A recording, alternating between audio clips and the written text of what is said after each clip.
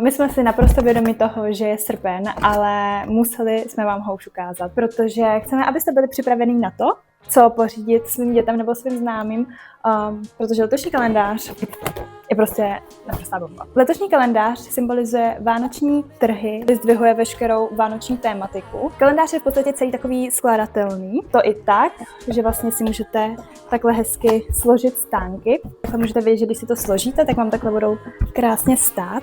A vlastně potom, když krabičky úplně vyndáte, tak se za nima skrývají takhle pozadí rohu.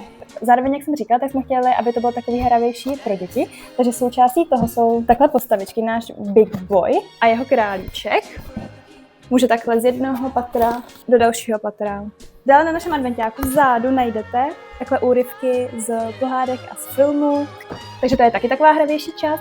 A potom v podstatě, když budete vyndávat postupně krabičky, tak uvidíte, že na každé krabičce je vzadu něco napsané. To něco je koleda. Je to jenom úryvek vždycky z té jedné koledy a potom, když si to skládáte všechno dohromady, tak vám z toho vznikne jedna celá koleda. Takže pokud domů sháníte nějaký hezký, originální a hravý kalendář na tento rok, tak myslím si, že tento je určitě ten pravý.